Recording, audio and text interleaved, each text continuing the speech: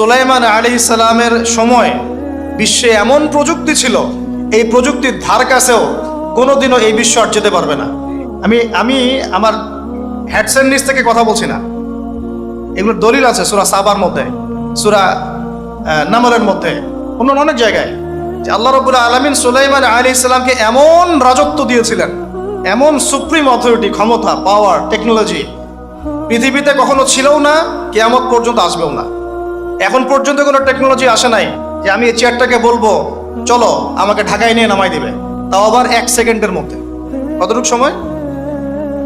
এখন পর্যন্ত কোনো টেকনোলজি আসে নাই যে আমি চোখের পলক ফেলবো এইটুক সময়ের মধ্যে আমার স্ত্রীকে আমার পাশে নিয়ে বসাই দিবে। আসছে? সুলাইমান আলাইহিস সালামের সময় এমন ছিল, সাগর থেকে মুক্তা, মণিমুক্তা আরোহণ করে এটা দিয়ে অট্টালিকা নির্মাণ করা হতো। তিনি জিন জাতিকে দিয়ে কাজ করাতে পারতেন। তিনি যাচ্ছেন রাস্তায়, পিঁপড়াটা গল্প করছে, এই সবাই গর্তে ঢুকো, সুলাইমান আসলে তোমাদেরকে পিষে ফেলবে, আর তিনি মুচকি মুচকি হাসছেন, পাখির ভাষাও বুঝতে পারছেন, পিঁপড়ার ভাষাও বুঝতে পারছেন। তার বাবা দাউদ আলাইহিস সালাম জাবুর তেলাওয়াত করছেন, এই সাগরের মাছ সব কাছে চলে আসছে জাবুর শোনার জন্য। এমন প্রযুক্তি আপনি এখনো বের করতে পেরেছেন? সভ্যতার যে বড়াইটা আমরা করি, এটা একটা কেবর, অহংকার। এটা কি? আল্লাহ পাক এজন্য বলেছেন, আমি কত কওমকে এর আগে ধ্বংস করেছি, কত যে কওমকে আমি ধ্বংস করেছি। ফাসিরু ফিল আরদি ফানজুরু কাইফা কানা আকিবাতুল মুকাদ্দিবিন। তোমরা এই জমিনে বিচরণ করতে থাকো, দেখো যারা আল্লাহকে অস্বীকার করেছিল তাদের কি পরিণতি হয়েছে। তো আমরা এখন যেটাকে নিয়ে দাবি করি, এটা সর্বোচ্চ স্তর নয় প্রযুক্তির। যে জায়গা থেকে এখানে চলে আসলাম, যে কোথায় ছিলাম আমরা, এই জামানাতেও আমরা শিরক করছি, কিন্তু আল্লাহকেও বিশ্বাস করছি। প্রত্যেকটা সেক্টরে শিরক হচ্ছে। ডিটেলস বলার মতো জায়গাও এটা না, এবং এত সময় আমার হাতে নাই। আমি খালি সেক্টরগুলো বলে দেই। 1, এডুকেশন সেক্টর, শিক্ষা সেক্টর, এখানে শিরকের উপর শিরক হচ্ছে। আপনি যদি বিচক্ষণ হয়ে থাকেন, স্টাডি করেন, পড়াশোনা করেন, একটা অনেস্ট মন রাখেন, আগে সৎ একটা মন রাখেন। ডানে গেলে ডানে যাব, বামে গেলে বামে যাব, আমি নিউট্রাল থাকবো, আমি কোনো পক্ষ আগে নিব না, আমি যাচাই বাছাই করে দেখবো কথাটা সত্য না মিথ্যা। শিক্ষা ক্ষেত্রে শিরকের উপর শিরক হচ্ছে, শিরকের উপর শিরক। আজকে থেকে 25 বছর 30 বছর আগে যতটা শিরক ছিল না, এখন তার চেয়ে বেশি শিরক চলে আসছে। এমন এমন শিরক আসছে যেগুলোর প্রতি ঈমান রাখলে আপনার ঈমান ভঙ্গের 10টা কারণ আছে। এই 10 কারণের মধ্যে পড়ে যাবেন, আবার নতুন করে কালিমা শাহাদা দিয়ে ইসলাম কবুল করতে হবে, নতুন করে কালিমা শাহাদার সাক্ষ্য দিয়ে আবার মুসলিম হতে হবে। যতই দাম্ভিকতা দেখান, কবরে আপনাকেও যেতে হবে, কিচ্ছু করার নাই তখন। এখন যদি সলিউশনে না আসি, সংশোধন না করি, তাহলে অনেক দেরি হয়ে যাবে। এখনকার টিকটক জেনারেশনটা বিগত 30 বছরের মেহনতের ফসল। পশ্চিমাদের বিগত 30 বছরের মেহনতের ফসল এখনকার টিকটক জেনারেশন। ওরা মেহনত চালিয়ে যাচ্ছে, না জানি আরো 30 বছর পরে কোন টক জেনারেশন আসবে আল্লাহ ভালো জানে। একটা কমন সেন্সহীন, জীবনের উদ্দেশ্যহীন, একটা বুদ্ধিবৃত্তিক প্যারালাইজড প্রজন্ম।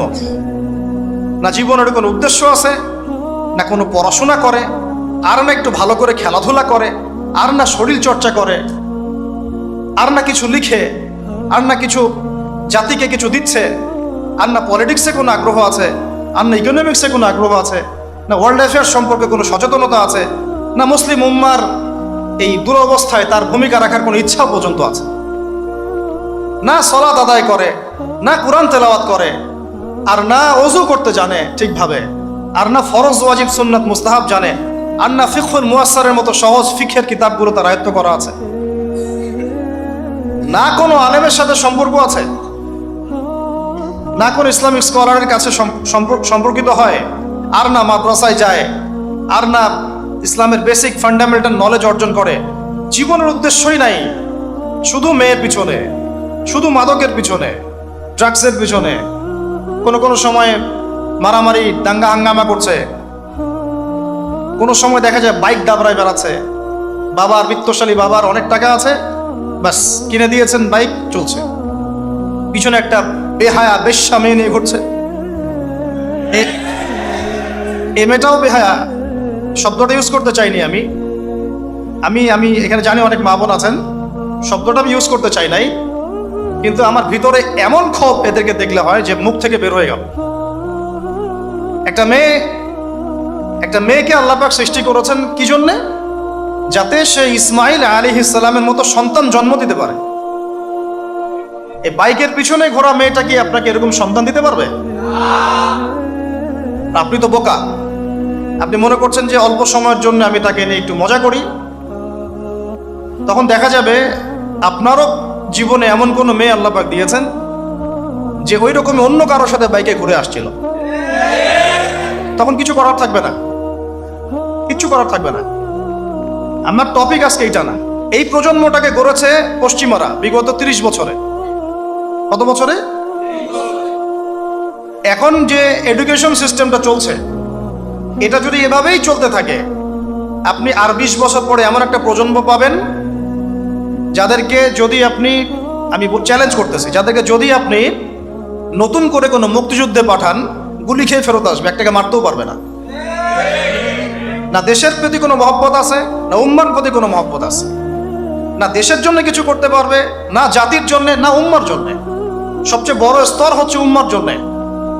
সবচেয়ে বড় স্তর কি? উম্মার জন্য, যে পুরো মুসলিম উম্মা একটা জাতি, আমি এমন একজন বড় নেতা হব যে পুরো মুসলিম উম্মার জন্য কাজ করব। এই যে চেতনা, এই জাজবা, পরিশ্রম, অধ্যাবসায়, একটা ভিশন, একটা প্যারেন্টিং, একটা কনস্ট্রাকটিভ সিলেবাসে পড়াশোনা করা, তারবিয়াত, প্রশিক্ষণ, এর ধার কাছেও নাই জানে আসে। আমরা ঢাকায় দেখি মানুষ খালি খাচ্ছে আর খাচ্ছে, সবাই বসে খায়। ফাস্টফুডের দোকান হাজার হাজার হাজার হাজার, সবাই মেয়ে ছেলে একসাথে বসে খায়, চটপটি, ফুচকা, বার্গার, পিৎজা, খাওয়াই যেন এদের কাজ। রাস্তায় ফুটপাতে পাটি বিছায় বসে খাওয়া দাওয়া করতেছে, সবাই খাচ্ছে, গল্প গুজব করছে, গোল গোল হয়ে বসে বসে মোবাইলে কি জানে করতেছে, গোল হয়ে 10 জন বসে আছে একসাথে। যেই মুহূর্তে ধরেন যে মুসলিম উম্মার একটা অঞ্চলে একটা বোমার আঘাতে 500 জন শিশুকে হত্যা করা হয়, ওই মুহূর্তে বসে সে হাসাহাসি করতেছে। ওই মুহূর্তেও তার কোনো ফিকির নাই, নামাজের সেজদা একটু দোয়া করব, আমি আল্লাহর দিকে ফিরে আসি, ওগুলো অনেক দূরের কথা, বাদ দেন। শুধু এতটুকু ফিকির, আচ্ছা আমি দুনিয়াতে আছি কেন, আমি দুনিয়াতে এসেছি কেন? এক সময় তো আমি ছিলাম না, আবার এক সময় আমি থাকবও না। কেউ এসে চিরস্থায়ী হতে পারে নাই, তো আমরাও পারবো না। তো আল্লাহ পাক আমাদেরকে সৃষ্টিটা করলেন কেন? আমার কাছে আমার রব কি চান? আমি যদি না থাকতাম তাহলে আমার পরিবার চলতো কিনা, আমার সমাজটা চলতো কিনা, আমার শিক্ষা ব্যবস্থাটা চলতো কিনা, আমার দেশটা চলতো কিনা, এই বিশ্বের ঘূর্ণন চলতো কিনা, আর্নিক গতি চলতো কিনা, থেমে যেত? উত্তর না। আমি না থাকলে আর্নিক গতি থামতো না। আমি না থাকলে কি আমার পরিবার থেমে থাকতো না, আমার সমাজ থেমে থাকতো না, এই মসজিদ থেমে থাকতো না, এই রাজনীতি থেমে থাকতো না, অর্থনীতি থেমে থাকতো না, দেশও থেমে থাকতো না, উম্মাও থেমে থাকতো না। তাহলে আল্লাহ পাক আমাকে কেন সৃষ্টি করলেন? আমার কি রোল আছে এখানে, আমার কি ভূমিকা? এই এতটুকু চিন্তা করার মতো আমাদের জেনারেশন আমরা পাচ্ছি না। আপনারা ফোন বের করে ছবি তুলতেছেন, ভাবেন এগুলো নিয়ে। আমাকে দিয়ে কি করবেন? আমাদের তো কিচ্ছু করার নাই এই কথাগুলো বলা ছাড়া। এই কথাগুলো বলা বা সচেতনতা তৈরি করা ছাড়া আমাদের হাতে কিছুই করার নাই। Not at all, absolutely nothing, কিচ্ছু করার নাই। এইসব ফ্যান্টাসি দিয়ে লাভ নাই। আপনাদের মধ্য থেকে জেনারেশন তৈরি করতে হবে, আপনাদের মধ্য থেকে আলেম তৈরি করতে হবে, আপনাদের মধ্য থেকে কারি, হাফেজ, দাঈল আল্লাহ এবং উম্মার নেতৃত্ব প্রদানকারী জেনারেশন তৈরি করতে হবে। এইসব চেয়ারে বসে কয়জন? সারা বাংলাদেশে হয়তো 50 জন, 100 জন। এই 100টা মানুষ ইউনাইটেড না, তারাও বিক্ষিপ্ত। 16 কোটি মুসলিমের দেশ বলছেন, 16,000 দলে বিভক্ত। এর মধ্যে সবচেয়ে বিশুদ্ধ যেটাকে আমরা মনে করি, সেখানেও দেখবেন যে আরো 10টা 20টা দল হয়ে বসে আছে। এর বাইরে গিয়ে আবার যারা বললো না তারা বিশুদ্ধ নয়, আমরাই সবচেয়ে বিশুদ্ধ, ওদের মধ্যেও 10টা দল হয়ে গেল। না তারা ইউনাইটেড, না তারা মানে আমরা, না আমরা ইউনাইটেড, আর না আমাদের কোনো আমিরুল মুমিনিন আছে যিনি সবাইকে একটা জায়গায় নিয়ে দিনের কিছু খেদমত নেবেন। আসসামু ওয়া তাআ থাকবে, শুনলাম মানলাম আনুগত্য করলাম, এমন থাকবে? নাই। না কোনো ইকোনমিক বেস, না কোনো স্বতন্ত্র মিডিয়া, না স্বতন্ত্র প্রযুক্তি, না কোনো স্বতন্ত্র মানে পলিটিক্যাল প্ল্যাটফর্ম, কিছু না। অনেকেই দৌড়াচ্ছেন পশ্চিমাদের তন্ত্রমন্ত্রের পিছনে, এইটাও নেক্সট স্রোতে ধোকা খাচ্ছেন। আমি আমার কথা স্পষ্ট করে বলে দিলাম, এটাও নেক্সট স্রোতে ধোকা খাচ্ছেন। এটা তাদের জন্য শোভা পায় যারা ধর্ম এবং রাজনীতি আলাদা করে চিন্তা করেন, ওইটা একটা জিনিস, এটা একটা জিনিস, সে তার মতো রাজনীতি করছে। এটা তাদের জন্য শোভা পায়। যাদের কাছে কোরআন আছে, যাদের কাছে হাদিস আছে, নবীর সুন্নাহ আছে, তারা যখন এই ড্রেনের মধ্যে নেমেছে, তখন ইসলামের খেদমতের জায়গায় ক্ষতিও বেশি হয়ে যাচ্ছে। কোনো সময় কিছু কিছু বেনিফিট হয়তো আপনি পাচ্ছেন, মনে করছেন এই অল্প অল্প বেনিফিটে হয়তো অনেক কিছু হয়ে যাবে। ভুল ধারণা আপনার। একটাই উপায়, একটাই মানহাজ, একটাই পথ পদ্ধতি, নবী সাল্লাল্লাহু আলাইহি ওয়াসাল্লামের সিরাত।